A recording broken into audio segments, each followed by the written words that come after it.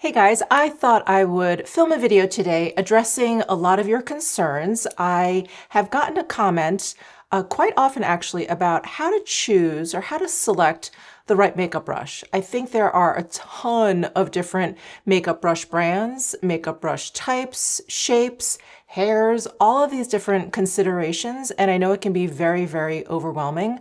And I wanted to not only emphasize that it is something that I think you're going to have to play around with a little bit. I think we all have our own personality when it comes to makeup application, looks that we like, what we're trying to achieve, what we're trying to do. But like, it really takes a lot of experimentation to figure out what exactly it is that you like. However, I thought in this video I could at least lay down some groundwork, lay down some foundation for those of you who maybe are starting out or feel maybe a little frustrated. You've gone makeup brush shopping and you come home and you still have not the right makeup brush. You don't feel like you're getting as much out of the makeup as you see maybe YouTubers get or your friends, or maybe you follow makeup artists online.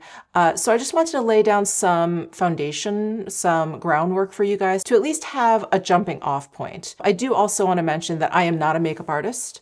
I am someone that loves makeup, as you guys know, that loves makeup, that loves applying makeup. That's my favorite part. The process of applying makeup is absolutely my favorite part. It is more fun to me than actually the finished product and going out with it. I just love playing with different products, different formulas, and applying it to my face as a canvas. I do have a little bit of experience with fine arts. I do, or have drawn a lot. I've painted a little bit, and I've always really been into brushes. So I thought I would share with you at least what I've learned over the past, feels like gazillion years, but over the past several years of playing with makeup and the brushes that I enjoy and the things that I've learned. So what I wanted to do was just lay down some of the guidelines. And again, this is sort of I think a great like foundation for you to start from. I'll explain, what I'm talking about, what I mean.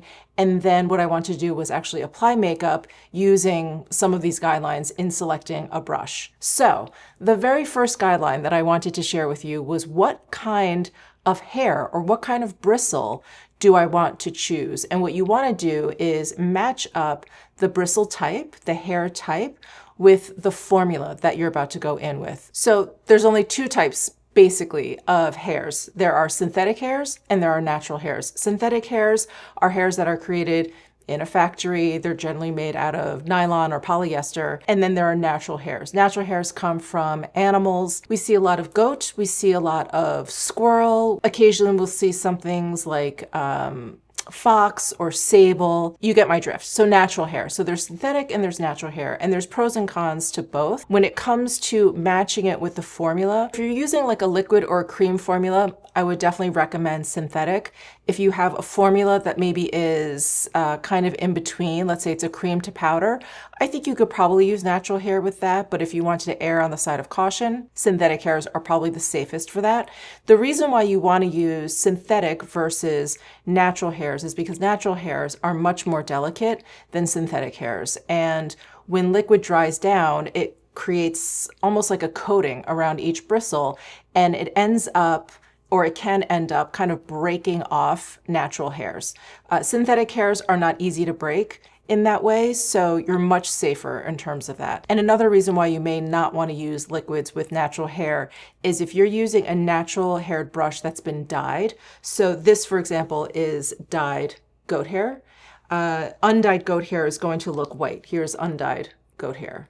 So if you use dyed goat hair, there's dye in the hairs, and basically a liquid can end up kind of like leaching the dye out of it. I haven't personally seen that. I don't usually test that theory because I do try and stick with synthetic brushes when I am using liquid or cream, but that is kind of the general idea, is that it can kind of like leach the dye out of the natural hairs. So you basically just want to stay away from natural hairs when you are working with creams and liquids. Another thing I want to mention about synthetic brushes versus natural haired brushes, because you guys have heard me mention this on my channel before. Natural hair brushes have cuticles. The natural hairs actually have little cuticles along each hair, just like ours, and that's what picks up or grips product really, really easily.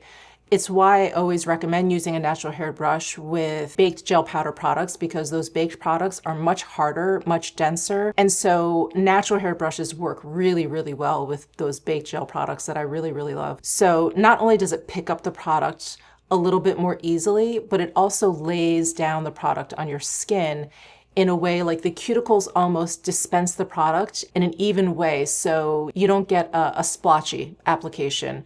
And I will say, synthetic hairs have come a long way since, at least since I started my YouTube channel. I remember synthetic hairs, I only used them for liquid and cream products. I didn't bother with them, but they really have come a long way, where I do feel like they're not exactly like natural hair brushes, but they're now developed with like a little bit of like a micro crimp to them, which is what helps them pick up products. So they've come a long way. And I do think if you prefer synthetic hair brushes, which I can't blame you because they're so much easier to maintain, that their performance is very, very close, very similar to natural hair brushes. And that's another thing I should mention about natural versus synthetic hair. Synthetic hair brushes are much easier to care for. You can wash them a lot more often, with soap and water. You can be a little bit more rough with them. And you should be gentle with all of your brushes. You should treat them all with care. But natural hair brushes, they tend to shed. They're a little bit more delicate. I wouldn't wash them all the time. You should use a microfiber towel in between uses, maybe wash them once a month. Like I use this daily brush cleaner, which is quick drying. So you can spray this on the brush and wash it that way very quickly. I'll leave a link in my description box on how I take care of my brushes. I won't get into it in this video. It's just gonna end up being too long. So anyway, I think those are the major points between natural and synthetic hair brushes. The next guideline I wanted to mention was the shape of the brush. So when I say shape, I also mean the size of the brush as well. So if you're doing something that's full face, in the spirit of efficiency, you probably want to use a bigger brush, which is why powder brushes, here's the BK Beauty 102 brush, which is why powder brushes, because that's something you're gonna want to apply all over your face, are on the bigger side. Bronzer brushes, same idea. Here is the BK Beauty N18 brush. This is a great bronzer brush, if you will. You generally apply bronzer to most of your face. And then eye brushes are on the smaller side. Here's the A504 brush, right? So that makes sense. We want something that's gonna match where we're applying it. All over the face, just on the eyelids, big or small. In terms of shape, what I do want you to look at, instead of looking actually at the brush, which is the hairs, I want you to look at the ferrule. So the ferrule is this metal part that all the bristles go into. And we generally have two shapes for ferrules. They're either round or they're pinched. Round ferrules are exactly that. They're round. And so you have a round brush. You end up with a round brush. Pinched ferrules, this is a moderately pinched ferrule. Here is one that's a little bit more pinched. This is the Shodo 05 brush from Rephr. So you can see it has a certain flatness to it. So if a brush has a round ferrule, this is basically going to give you a round brush. And if a brush has a pinched ferrule, it's basically going to give you a flatter brush. Now, I ask you to look at the ferrule instead of the actual brush, because sometimes brushes, especially when they're new, because of the packaging or they've been shipped, it's been a long time, they've been sitting in some sort of container, the brush itself can be misshapen and you're not exactly sure what shape the brush actually has. So that's why I say take a look at the ferrule, because these two brushes, for example, can look very similar in the packaging, but they're going to be, at least for me, they're going to have very different purposes, round and flat. So round brushes are brushes where you can use them in a round way. So if you want to buff something, you can buff with a round brush. You, of course, can sweep as well, but I really like to use round brushes for a round motion, so circular motions. Like this Sonia G Smooth Buffer brush is actually a great example of that. We've got a round ferrule, we've got a flat top, but this is great for, and you guys have heard me mention this a lot, this is great for finishing powder, which is what you want to buff. And when you buff, you're kind of polishing up the product, where when you sweep, you are applying the product in a really gentle way, shall we say. You're just sweeping it across your face. And that's what I would use pinched ferrule brushes for. So that's for sweeping on blush, maybe, or even sweeping on bronzer. So these aren't things that you're necessarily, you know, kind of like working into your skin. The other thing you may want to look out for is if the brush is angled. So if a brush is angled, and I've got my BK Beauty 101 foundation brush, I'll also hold up their 109 brush, which is basically a smaller version of that. So I like to think of these brushes with this shape as a tool for kind of smearing product out, which is why I think these brushes are great, great, great for foundation, because you're kind of like smearing and spreading, if you will. You're spreading out the product, and this is great for cream blushes or cream bronzers or whatever, because you're kind of spreading that out onto your skin. You're not going to be buffing it in. Another guideline I want you to think about when selecting a brush is the density of the brush. Density equals intensity, if you will. If you want a more intense application of something, again, this is general, you'd want a denser brush. If you want a lighter application, a lighter intensity of the product, you want a lighter brush, a brush that is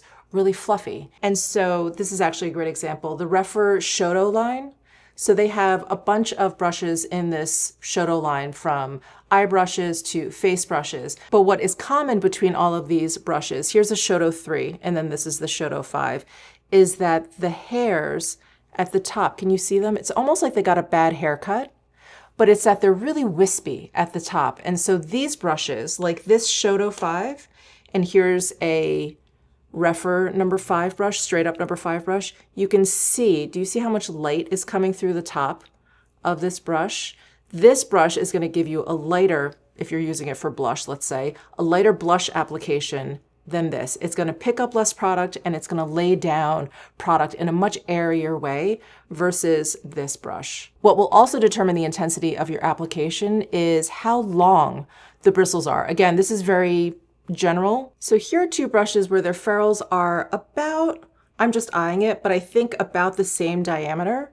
So we've got the same width brush, but this brush, the hair lengths are so much shorter than this brush. So here you've got something for a wispier, lighter application, and this one is much denser. Like when I look at these two brushes, I think I'm going to use this maybe to smudge out some eyeliner. I'm going to use this to like really control and move product because it's so much denser, where this, I'm thinking I'm going to put down a light shadow, something just really, really ethereal, really airy, and I want to like really blend it out, where the density of this brush is maybe best for like eyeliner, something where you want something much more intense. Okay, and the last thing I want to mention before we get into the demonstration, this is very, very minor. I don't think this is necessarily a huge deal. I don't think this is like a make or break situation in terms of makeup brushes, but it's the handle length. And I think makeup artists are very attuned to the handle length of their brushes. They have to transport their brushes a lot. The weight of the brush makes a big difference for a makeup artist. You know, that's usually in the handle, maybe sometimes in the ferrule, but generally in the handle, the balance of it, how it feels, because they're working on someone that's across from them. And so they definitely want a handle that's long enough so that they can work on someone without like being like right up in their face. But for us, what I've noticed is sometimes I do like to use a compact. I'm not always sitting here at my vanity, but sometimes I like to use a compact and get in there, and I cannot use a long-handled brush because it's getting in the way. So generally, I happen to like shorter-handled brushes. Like the Westman Atelier brushes typically have a pretty short handle compared to a lot of other brush manufacturers. Like here's one from Ilia. There's the Westman Atelier. And these aren't their travel brushes. Their travel brushes are even shorter. But these work for me because when I am working close with something and I'm holding it in front of my face, it's not going to knock into whatever mirror I'm holding. The thickness of the handle, I think, does make a difference. What's comfortable in your hand? How big is your hand? How small is your hand? I think these are things that you will develop a taste for the more you use makeup brushes. And I think it will be something that you will kind of end up looking out for. But like I said, the one thing that I look for is handle length. And I just happen to personally prefer, I have pretty small hands, so I happen to prefer like shorter handled brushes. Anyway, let's get to the demo. So I'm just going to apply some primer. I've got the Ciel Prime and Protect SPF 30 in the shade Mother. And some people use a brush to apply primer. I used to watch, well, I still watch her when she posts videos, but Smoky Glow, and she would apply primer with a really big, big, big kabuki brush, almost a brush like this, but bigger. And she would use a brush to apply her primer. And it's so funny because I always equate primer to lotion. And so I always just use my fingers to apply primer. So I'm just going to use my fingers to apply primer. But I have seen people use, it's almost like a body brush, like those brushes that people use to apply like body makeup or like self-tanner or something. You could absolutely use that if you want to use a brush for your primer or any kind of like lotion or whatever. Okay, I'm gonna put on my Dior foundation stick. I actually have not used this foundation stick in a while, and you guys know this is one of my favorites. So I've got shade 1.5N, and I'm just gonna stripe some on my face. And I am gonna use my favorite foundation brush, which I can use with stick foundation, liquid foundation, cream foundation, whatever. And that's the BK Beauty 101 brush. And again, this is such a great brush because it's great at smearing. And so if I just want to smear out product like this foundation stick, it does it really, really effortlessly. Now, I'm sure you guys have also seen foundation brushes or brushes that are, deemed foundation brushes, and they look like a flat paddle brush. The only one that I have near me that's close is this Chantecaille foundation and mask brush. They look kind of like this, and this will give you a much thicker kind of application because all this is doing is kind of moving the product around. So the brush itself isn't absorbing a lot of product. It's not really like smearing the product out.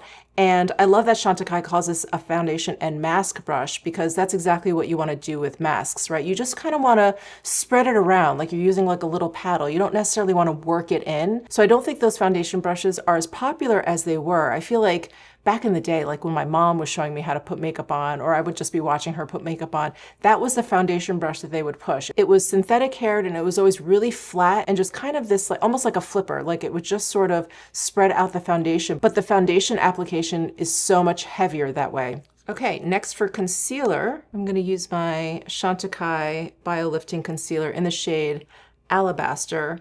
And I just did a review of this concealer. It is phenomenal. It is absolutely phenomenal. And many of you are asking me to compare it to Suku, the Creamy Cover Concealer, which I also love. I'm testing. Right now they're neck and neck for my favorite concealer right now. But I feel like I have to use this a few more times because I've had the Suku for so much longer. I need to sit with the Chantecaille a little bit longer, but it is really, really great. Okay, so I'm putting on a liquid product. I'm gonna go for a synthetic brush. And again, I'm gonna go for a brush that's really gonna work in this product, really kind of spread it out, but also blend it out really beautifully. And I'm gonna use the BK Beauty A506 brush. Again, we've got that angle. It basically is a super mini version of the 101 brush.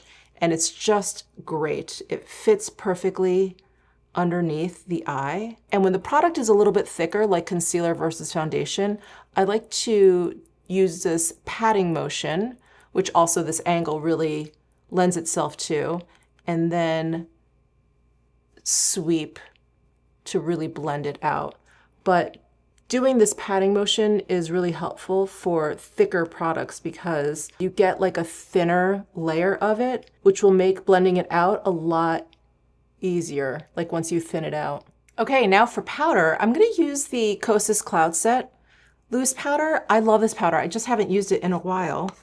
And I have the shade Buttery is the name. And since I'm using a powder, you can use natural or synthetic hair. And because I'm a sucker for natural haired brushes, I'm gonna use the Surratt face brush. And this brush, it's so, so soft. If you have really, really sensitive skin, if you feel like synthetic haired brushes feel maybe a little bit prickly on the skin, again, I feel like they've come a long way and most synthetic hair brushes are very, very soft these days.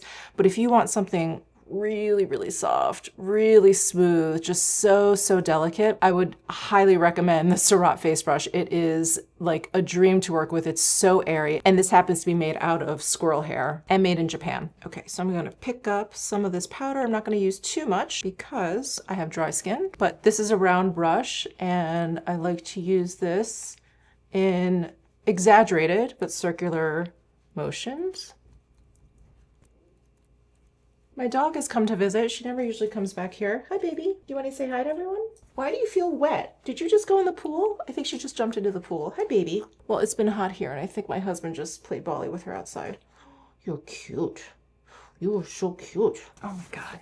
She's all wet.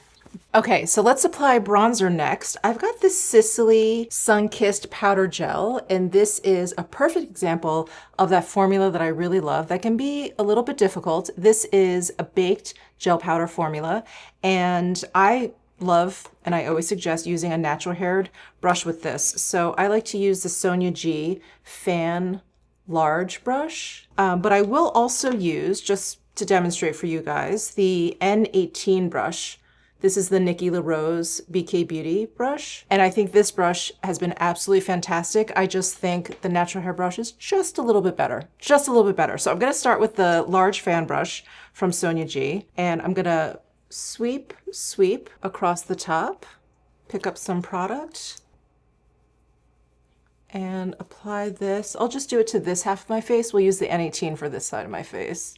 And I'm just working it in where I would contour, like underneath my cheekbone here and just up and around. Beautiful, diffused, really gorgeous, right? Blended out perfectly. All right, here is the N18. I'm gonna go in and sweep, and I have to work a little bit harder to get some product on there. So I'm just gonna pick up a little bit more. So I'm just gonna go in just a little bit until I see the product on the brush. Okay, there we go. And then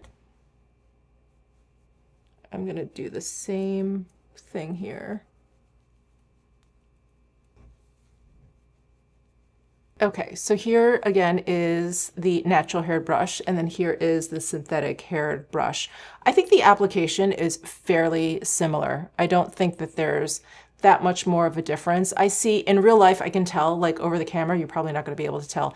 In real life, I feel like it's just a hint more diffused, where this, I probably have to go in just a little bit more to get the same sort of effect that I have here. The main difference that I always see is the pickup. I feel like it just takes a little bit more effort to actually get the brush to kind of grip the product and bring it up a little bit, where it's a lot less effort with a natural haired brush. So again, I think synthetic haired brushes have come a long way. And if you just prefer synthetic haired brushes, can't blame you. I think this is a wonderful brush to use with a baked gel powder product. But I do think at the end of the day, natural hair brushes are just a little bit more superior when it comes to these baked products that are just a little bit harder to pick up. Okay, next, let's try cream blush. So I've got the Sochi cream blush in Bare Muse, and I thought I would use two different kinds of brushes here. So I think you get the drift when it comes to these angled brushes. This is the 109, which is the minier version, the smaller version of the 101 from BK Beauty. So let's try something else. This is a brush that I really love. This is from Make. It's called the Blender brush. And this I feel like is such a dead ringer to that Zoeva brush.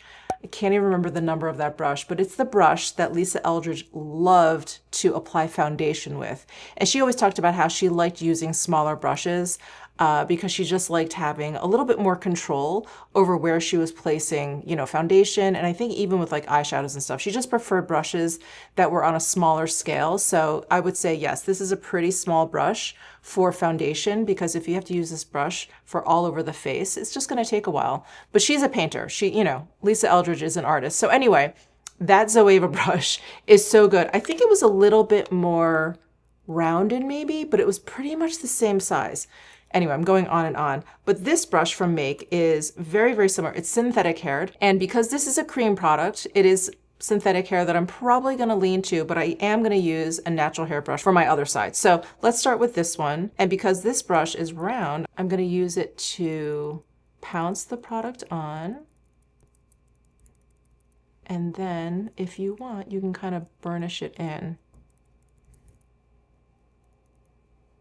When it comes to cream brushes, I really like taking these round brushes. I like pouncing the product on, right? Getting like a concentration of the pigment right where I want it. And then I'll use like a light kind of burnishing moment and go around the edge of where I laid that down to kind of blow out the edges. And then next, I'm going to use a brush that I would typically use for powder blush, but I'm going to use it in this cream blush. And it's something that I started doing, my gosh, many, many years ago, because I just wanted like a lighter kind of application for my cream blushes. And a lot of the brushes that I just would automatically just sort of reach for, like this 109 from BK Beauty or this Make brush or whatever, you get like a little bit of a heavier, sort of denser application. And so if you have a cream blush that's really, really pigmented and you feel like you're always putting on too much, you're spending a ton of time just, you know, blending it out or whatever, I would suggest maybe using a brush that you wouldn't normally think of, but that would serve your purpose. And this is a very, very light wispy brush that's going to give you a really, really light application. So I'm just going to pick up some of this product and I'm just kind of going back and forth in the pan here. And I'm just going to sweep this on.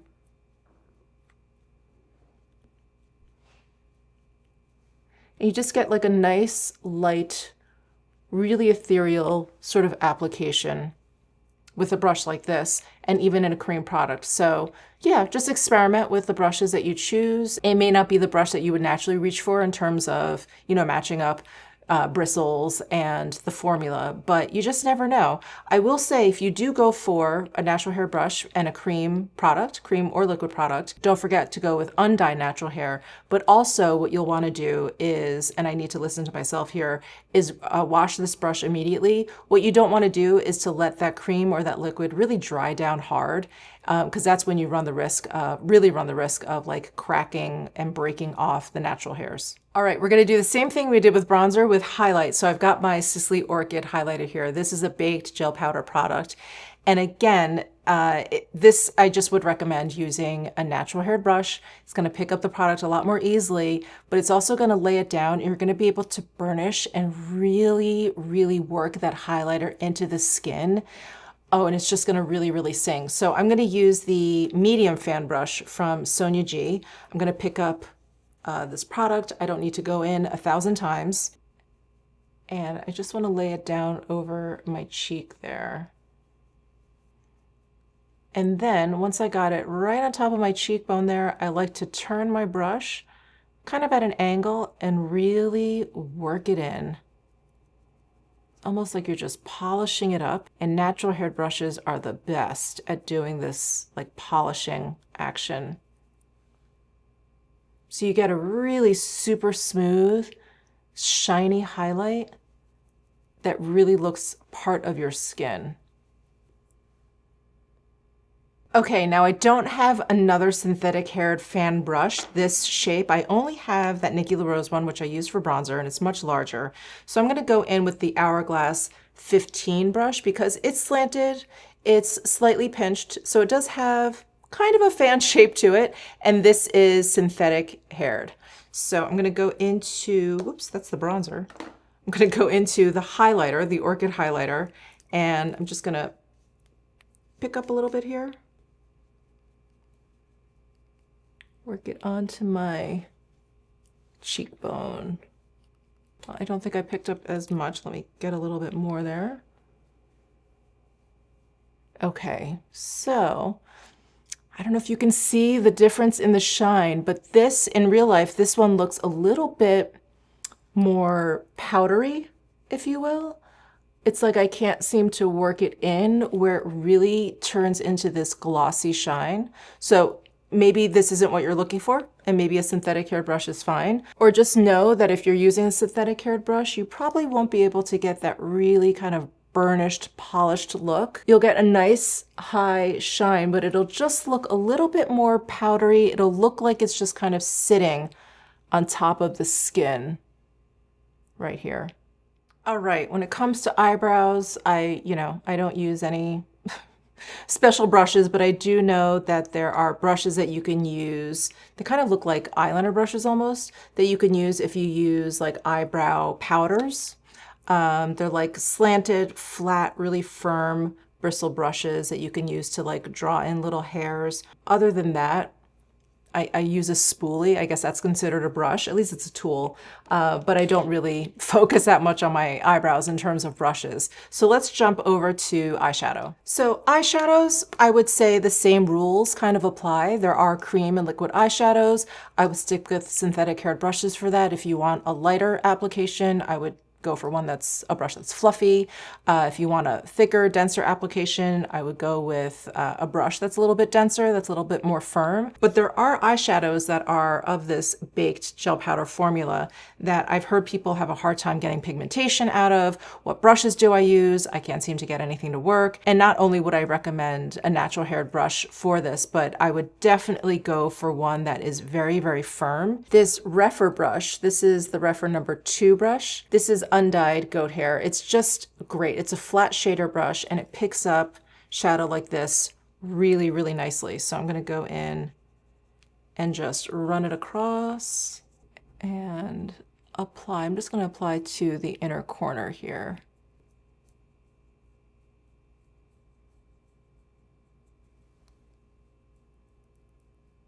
And if I have a typical pressed powder shadow like these Patrick Ta ones, I can use synthetic haired brush like this one from BK Beauty. This is the A503 brush. And what I'm saying to myself here with this brush selection is that I want like a light, airy sort of application of shadow. I'm gonna go into this shadow right here and I'm just gonna place it down where I want. And because this has a round ferrule, I can use circular motions. Of course, I can go back and forth as well. But if I'm trying to stick into like one area, I just use circular motions. And then if I'm going to go into my socket line area, I'll do the windshield wiper motions. All right, and as for eyeliner, I think most of us out there, right, we just grab eyeliner, we throw it on, we go about our day. Sometimes we smudge it out if we want a smokier look. What I like to do sometimes is, because sometimes I just find it a little bit difficult to go in with the pencil and get like a clean line either across my lid or underneath my lid. And what I'll do is I'll take a smudger brush. So this one from BK Beauty, this is that 207 brush. This is considered like a smudger brush because it has a really dense, rounded shape to it. And so it's meant to be able to move and like work product out. So what I like to do is actually run this across eyeliner, kind of get it all over, and then apply it from the brush. So I'm kind of doing two things at once. I'm applying the eyeliner in this smoky way without having to apply the eyeliner and then smoke it out.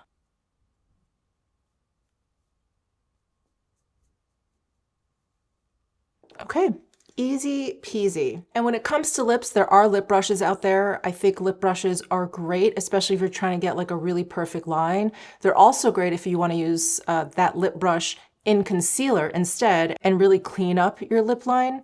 Lip brushes are great for that. I don't typically use lip brushes, but lip brushes look something like this.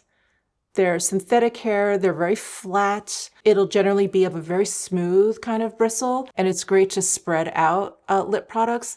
I don't know, I'm lazy. I just don't really do that. I will if I am looking for like a really clean line and I'm using a very dark, dramatic color. I think that's when you will definitely want to use a lip brush. But I have noticed whenever I've purchased like Japanese brush sets, they usually come with a lip brush. So I think it's also very cultural, or a lot of their lipsticks come in the pans or whatever. That's another instance, I guess, I would use a lip brush is if I had lip products in a pan, like the Westman Atelier lip suedes. I remember I liked using a lip brush with that. Sometimes I would just put my finger in there and just like dab it on or whatever. But I would use a lip brush with like panned lipstick. But I don't use products like that very often, so I don't usually use a lip brush. So I'm going to use one of my favorite new lip products. This is the Iris and Romeo Lip Cocoon. I have it in the shade Tranquil, and this just feels so good on the lips. And no lip brush needed. Well, that's it, guys. Thank you so much for tuning in. And thank you to all of you who kept asking, like, how do you know which makeup brush to use? I always have a hard time figuring out what brush to use. I hope this helped you a little bit, but I really do encourage you to try different brushes out. You know, really go out there and try different shapes. You just never know what's going to work. And maybe just start out with one that's inexpensive that has a different shape just to see, just to kind of play around. You'll also figure out if you like longer handles, shorter handles, those sorts of things. So anyway, let me know your thoughts down below in the comment section. Give this video a thumbs up if you enjoyed it. Subscribe down below if you haven't already, and I'll see you in my next video.